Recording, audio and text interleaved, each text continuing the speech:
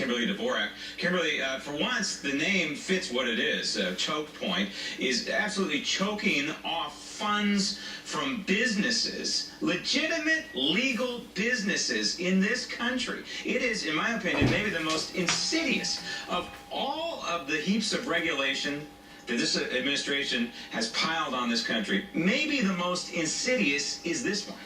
Yeah, thank you for having me here today. We've got Operation Choke Point. More and more details are starting to come out about it. Congress released a 7,500-page report on this, and contained in the report are memos and emails back and forth between banking officials and federal employees that, because they have pure hatred or they really don't like this particular business or that particular business, they decide to choke off funds via the banking industry. And if banks don't follow through with what the government is asking them to, then the federal government is threatening the actual banks with audits. And we all know how painful audits can be for banks or normal businesses going through the IRS. It's intimidation, right? Absolutely. You control the banks, you control this country. This is exactly how the housing bubble was created, right? The banks were intimidated by the federal government to loan out this money to people who should not have been qualified to buy properties, but instead they were intimidated by the federal government, the banks were, to make the loans. The bubble inflated, and then it burst, and then the government blamed the banks. So here we go again. But this is a backdoor attack on specifically the Second Amendment, is it not? Yes, it is. But let me go a step further here. This is similar. People are talking about this being similar to the Nixon enemies list, where specific people. I mean, we're looking at an administration where they don't even have to pass laws, and Congress doesn't, seem to hold, the executive branch accountable these days. But I think when you look at this, you've got a White House and their political arm saying, okay, we're going to dispatch what we really want to happen here, and through regulations we'll make it happen. And people have to be concerned here, because this week it may be they're going after firearms manufacturers or ammunition dealers or payday loan companies and online gambling sources. They may be going after those folks today, but next week, what if it's maybe the auto industry, because they don't like cars that use gasoline or fossil fuels. So these are the types of things that these regulations and the damage they can have in the marketplace is staggering. And the fact that there are emails going back and forth saying that they absolutely think this is an immoral business, and they're telling PR companies to every time you mention a firearm manufacturer or an ammunition dealer that you need to mention the word terrorist, or if you're talking about payday loans, you have to talk about pornography. And they're actually going out and regulating on a personal moral high ground. They think personal moral high ground. Right, and the FDIC has become akin to the IRS, the Obama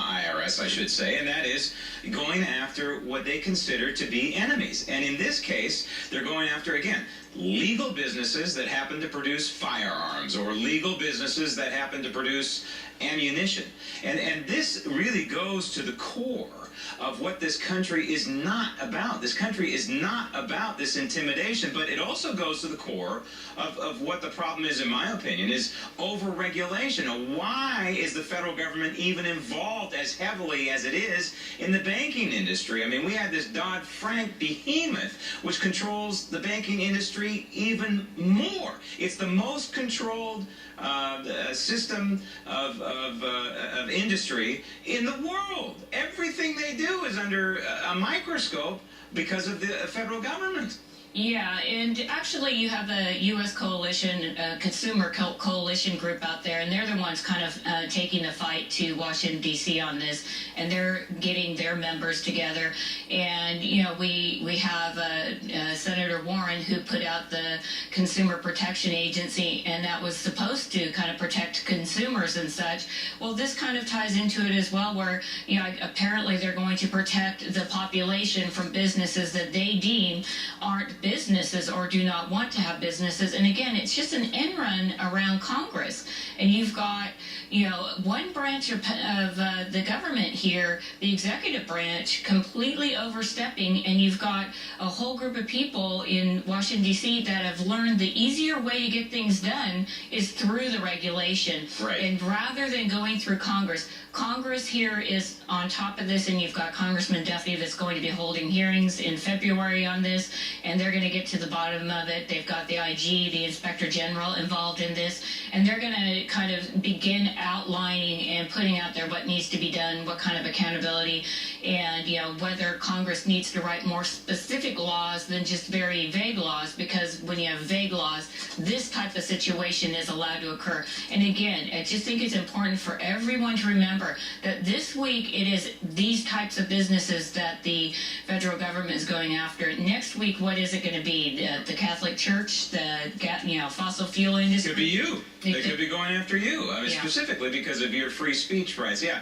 it's much easier to bypass Congress, of course, Yeah. but it's not constitutional. One of these days, Kimberly, years down the road, I think somebody's going to write a tell-all book about the Obama administration, and that thing is going to read like the Communist Manifesto. I guarantee it. Kimberly, I think that they're actually they're writing that right now. They're reading from it right somebody now. is. Yeah. They're going to pay a price, whoever writes it. Kimberly, thanks. Thank you.